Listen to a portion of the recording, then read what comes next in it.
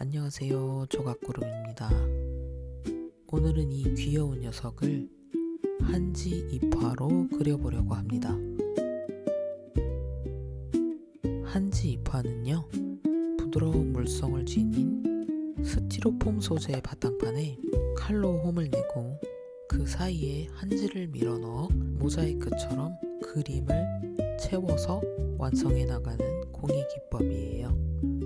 한지 잎화가 무엇인지, 또 한지 잎화를 어떻게 알게 되었는지 더 알고 싶으신 분은 더보기란을 읽어주시면 될 것 같아요. 한지 잎화를 그리려면 우선 패턴이 필요합니다. 귀여운 녀석의 증명사진을 가져다가 더 귀여운 패턴으로 바꿔주었습니다. 이렇게 접착면이 있는 폼보드 위에 적당히 위치를 잡아서 패턴을 고정시켜주고 뾰족한 펜으로 선을 따라 그려주면 됩니다. 다음번엔 옅은 회색으로 인쇄해야겠다는 생각을 했는데요. 그리다 보니까 어딜 그리고 어딜 안 그렸는지 헷갈리더라고요.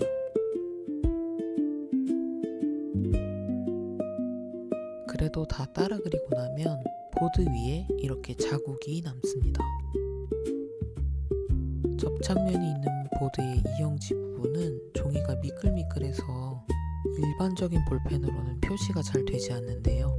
그래서 저는 네임펜을 활용해서 자국을 따라 그려주었습니다.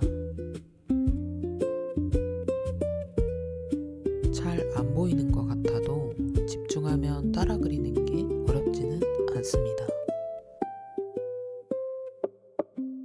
선을 다 따라 그렸다면 색을 맞춰볼 차례입니다. 지금은 다양한 색상의 한지들이 잘 나와 있어서 어울리는 색을 적절히 배치해보는 재미가 있습니다. 원본과 완벽히 똑같지 않아도 된다는 게 한지 잎화만의 매력이기도 하니까요. 좀 다른 색이라고 생각이 되어도 스트레스 받을 필요는 전혀 없습니다. 저는 색상을 맞출 때 종이나라에서 나온 한지색 종이인 우리한지와 우리멋 색지, 그리고 집에 있던 다른 몇 장의 한지 조각들을 사용했습니다. 그림이 크지 않다면 작은 조각이어도 활용할 수 있어서 좋아요. 이제는 선을 따라 홈을 내줄 차례인데, 이것에는 일반 커터 칼을 사용하셔도 되고 저처럼 아트 나이프라는 칼을 사용하셔도 되는데요. 다만 이렇게 끝이 무딘 칼날은 작업을 힘들게 하니까 칼날을 바꿔주고 작업에 들어갑니다.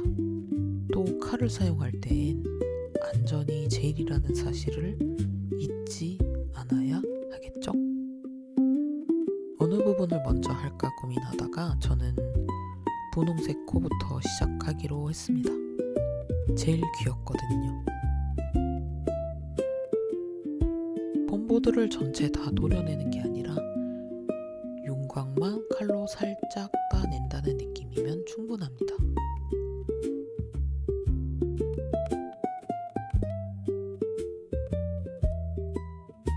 해당 부분의 선을 따라 홈을 내주었으면 그 부분의 이영지를 뗍니다. 그 다음 떼어낸 이영지를 한지에 겹쳐서 조금 여유를 주고 오려내주면 됩니다. 마치 바느질할 때 시접을 조금 주는 것 같은 느낌입니다. 한지의 두께가 두껍지 않으니까요. 1mm에서 2mm 정도 여유를 주고 오려내주면 됩니다. 떼어낸 이영지를 뒤집거나 하지 않고 보이는 부분을 그대로 대고 자르면 한지에서 원하는 부분을 바로 활용할 수 있습니다. 그 다음엔 오려낸 한지를 접착면에 잘 붙여주면 되는데요. 이때 경계가 완전히 다 덮여야 한다는 것만 까먹지 않으면 됩니다. 저는 잘라낸 한지에 비해서 손이 너무 커서 경계가 잘 안 보여가지고 끝이 얇은 집게를 활용했습니다. 사방이 경계를 다 덮는 중심을 잘 맞춘 후에 지그시 눌러주면 됩니다.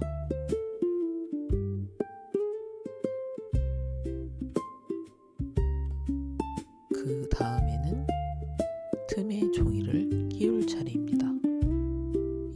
속에는 너무 날카롭지도 두껍지도 않은 무언가가 있다면 그것이 무엇이든 도구로 활용하실 수 있습니다. 이것처럼 손톱을 다듬는 기구도 훌륭한 도구가 됩니다. 저는 뭘 쓸까 고민하다가 집에 마침 팔레트 나이프가 있어서 그것을 사용하기로 했어요. 팔레트 나이프는 물감을 섞을 때 쓰는 도구인데 끝이 적당히 둥글려져 있고 날카롭거나 두껍지 않아서 한지를 보드의 틈으로 쉽게 밀어넣기에 좋습니다. 사용한 도구나 재료의 이름이 궁금하실 수도 있으니까 더보기란에 적어두겠습니다. 밀어넣는 도구가 무엇이든 끝을 너무 직각으로 세운다기보다 눕힌다는 생각으로 살살 넣다 보면 틈으로 종이가 빨려 들어가듯이 들어가는 느낌이 옵니다.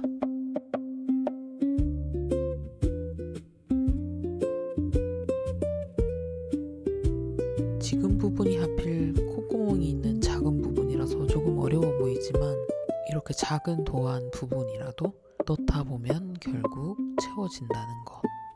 이게 한지이파의 매력입니다. 이어서 하얀 콧잔등을 채워주겠습니다.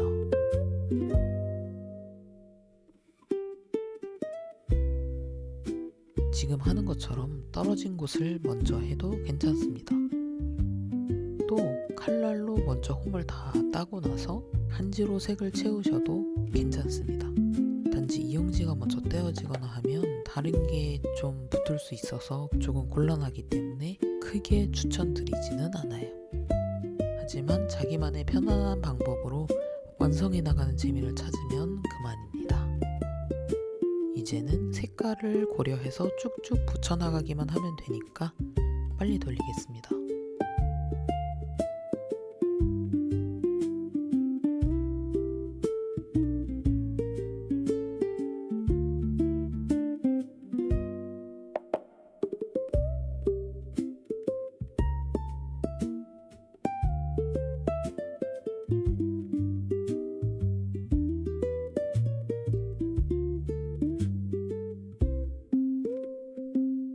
짠!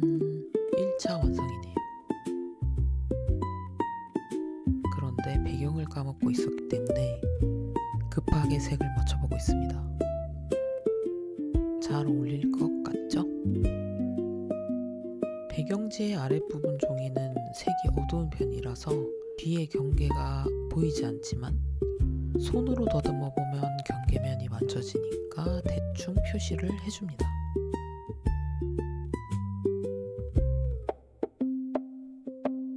어깨너머로 둥근 동산이 있으면 좋을 것 같아서 일부러 각을 줘서 나름 멋을 내봅니다. 배경이 될 한지와 접착 이형지 위쪽에도 표시를 똑같이 해줍니다. 배경이 될 한지는 표시한 선보다 안쪽으로 시접을 주어서 잘라냅니다.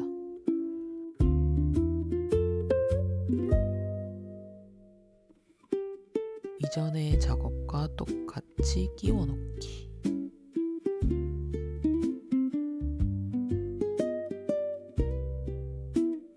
배경의 윗부분이 될 한지는 뒤에 색이 비쳐서 경계를 그리기 한결 쉬워졌어요. 이것도 역시 안쪽으로 시접을 내어서 그려주고요.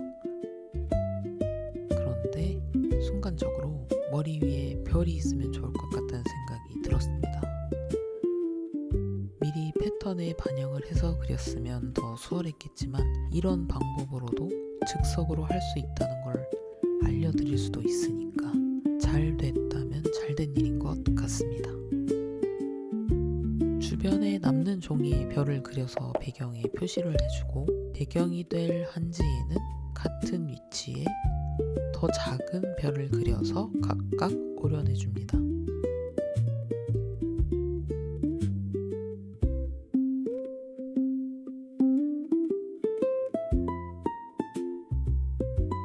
마음이 급해서 별을 먼저 채워 넣었어야 되는데 배경지를 먼저 붙여버렸죠.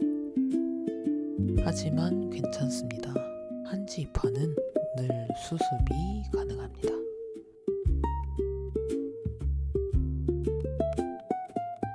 차분히 배경지를 먼저 넣어주고 별 모양보다 크게 자른 노란색 한지를 끼워 넣어주면 됩니다.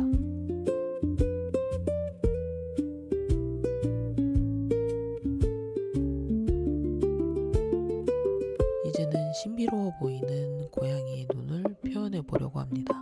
고양이의 홍채는 자세히 보면 두 가지 색이 섞여 있는 경우가 많아요. 그래서 부드럽게 경계가 찢어지는 한지의 물성을 이용해서 그라데이션처럼 보이도록 만들어 주려고 하고 있습니다. 어떤가요? 이쁘죠? 끝이 아니라 이제 수염을 달아줄 차례입니다. 고양이 키우시는 분들은 다들 고양이 수염 모으시잖아요. 팽수의 고통을 조금 덜어줄 수 있도록 6가닥을 뽑아서 그림의 볼따구니에 좌우로 심어줄 겁니다. 바탕판이 폼보드이기 때문에 바늘 같은 것으로 작은 구멍도 낼 수 있다는 게 큰 장점 같아요.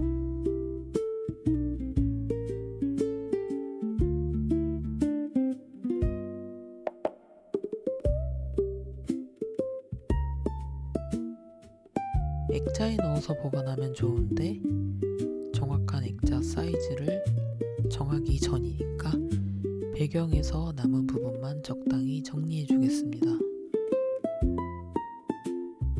액자에 넣는 것은 나중에 다른 영상으로 찍어서 보여드릴게요. 정말 완성입니다. 가까이에서 보면 한지의 매력이 정말 잘 살아나죠. 닥섬유가 나와서 또 다른 수염 같아 보이기도 하고 부드럽고 따뜻한 느낌이 고양이와 정말 잘 어울리는 것 같습니다. 초상의 주인공과 다정한 투샷으로 영상을 마칩니다.